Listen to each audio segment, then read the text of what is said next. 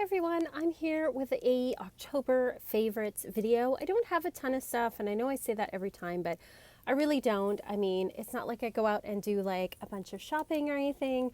Especially right now, we are in what they call a code red in my area. So they're shutting things down, not as much as I thought they would or should, quite frankly. But still, retail shops are only going to let in like 25% of people. And I mean, I'm not going anywhere anyway. Like, I'm at home, sheltering in place, as they say, or quarantining. Like, I'm just not going anywhere because we have vulnerable people, and so we have to be careful. We have to be careful, that's for sure. So I've ordered a few things online, but not a ton. Just trying to be, like a lot of people, just really careful with my resources and just like kind of quietly ride this out. Hopefully things will get better and improve. Hopefully we can kind of squash the second wave curve, but we'll see what happens. And if you're watching in the future, I'm talking about October of 2020. So let's get into my favorites for the month of October. So the first was the Halloween Tarot, which I worked with all month. I pull this deck out, I think, pretty much every October. I love it. I just have like the tuck box. I know you can get it in a tin. I think it's a mini though in the tin, but I have really enjoyed working with this deck. It's so much fun. It's like a fun Rider-Waite-Smith variation. The ghosts are cups. The pumpkins are pentacles. There's a king of pumpkins there. I love the ace of pumpkins. It's so cool. We've got, let's see, what else do we have? Oh, the Hierophant's a mummy. Got more ghosts there. Pumpkins. Oh, the swords are bats. So that's super cute. Let's find some wands.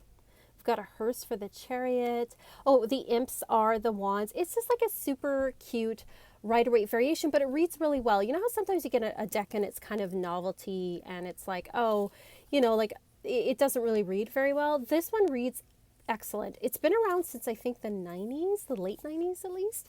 And it's just like a really great, wonderful seasonal deck. I love that this cat that's on the back, well, he's in like every single card. You can find the cat in it. There's the cat over there.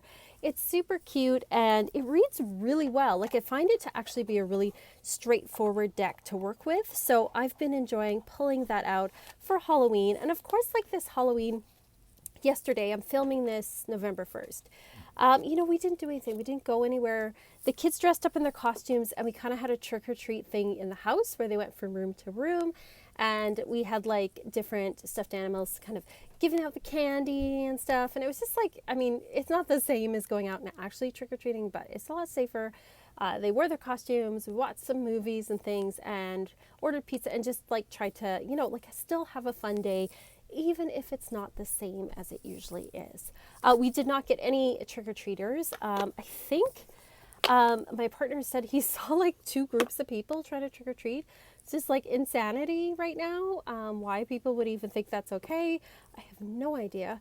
But nobody was like giving out candy or anything. It was just kind of, everyone was staying home for the most part, which is awesome. I've also been working with, speaking of Halloween, the Halloween Oracle, which is another favorite I pull out every Halloween, every October. Love the backs with all the cute little cats and bats and pumpkins and things. But this deck is like really, really deep, I find.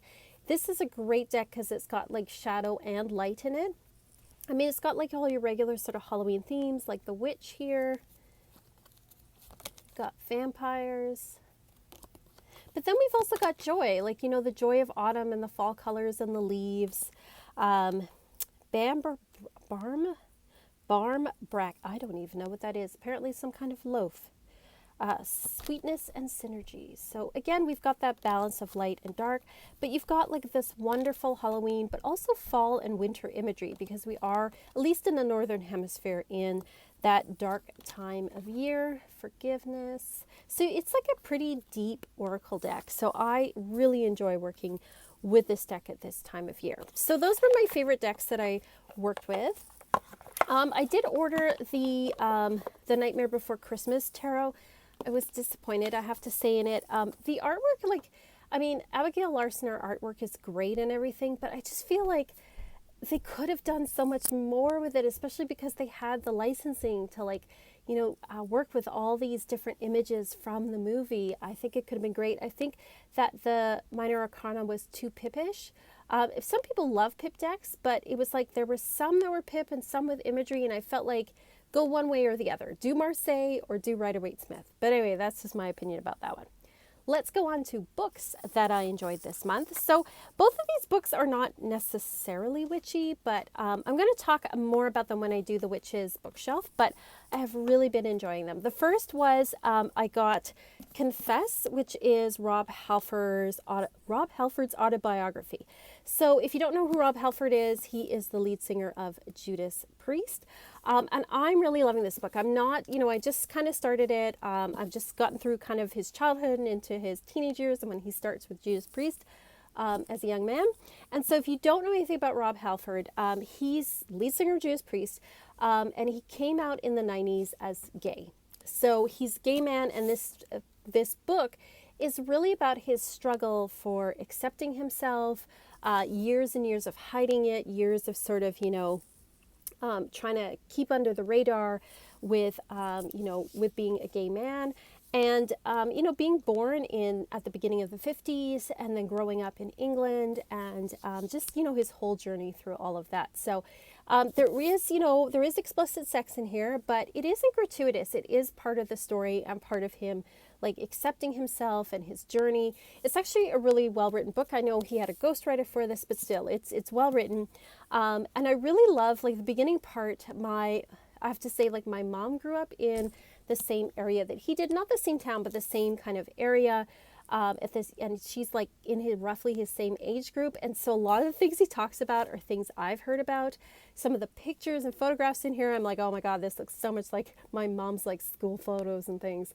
So it really had like a familiarity to me. He grew up in the Black Country in England, which is the Midlands around Birmingham, which is very industrial.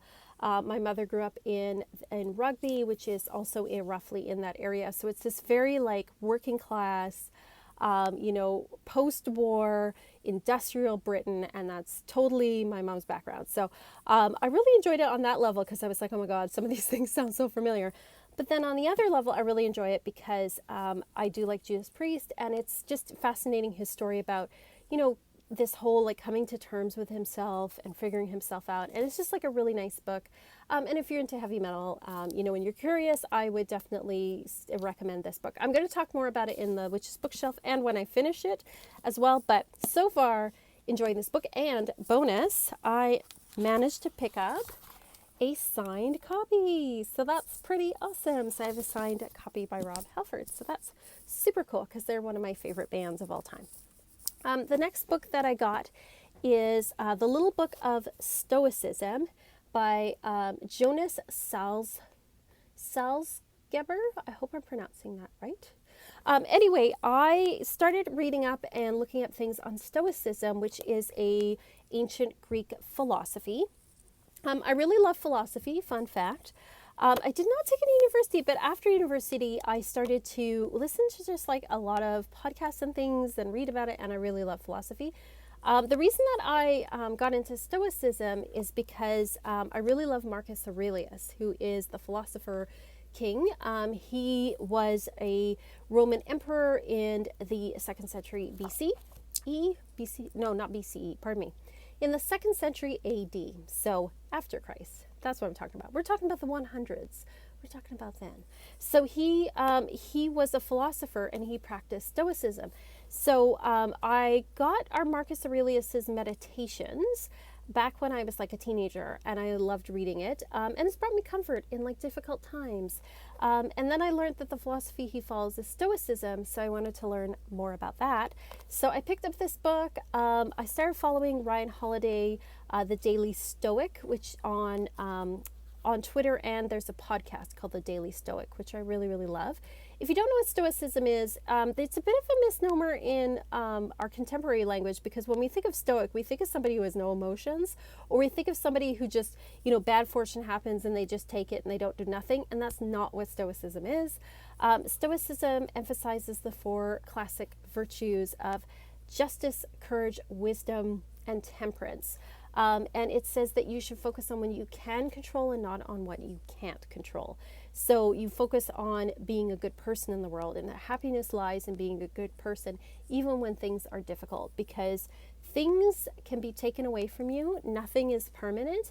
And so when we put our happiness on acquiring things or acquiring status, or how many likes we have on Instagram, that's not going to fulfill us. That can be taken away in a moment.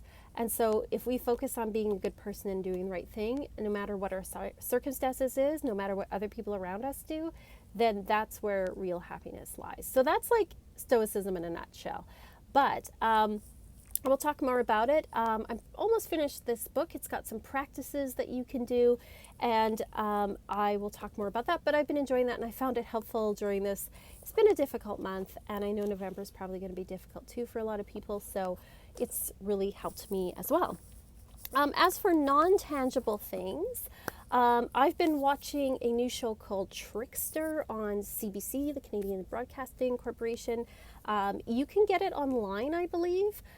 They have an app called GEM, GEM, where you can see CBC programming for free online. And it is a great, great series. It's so well done, it's so well written and so well shot. And it's about a teenager who grows up in this community that's mostly Native, but also white as well in BC. I think it's like northern or the interior of British Columbia. And it deals with all the things that contemporary issues, things like results of like what happens to people who've gone to residential school. For those of you not in Canada, there was a program during the 20th century where the government and the church basically stole Indigenous children and put them into schools to, basically they said educate the Indian out of them. And it's a horrible phrase, but that is what they said. And they lasted into the 1990s, and people weren't allowed to speak their language or practice their culture, and so it has reverberated through generations, that kind of disenfranchisement, which is terrible. So it talks a bit about that.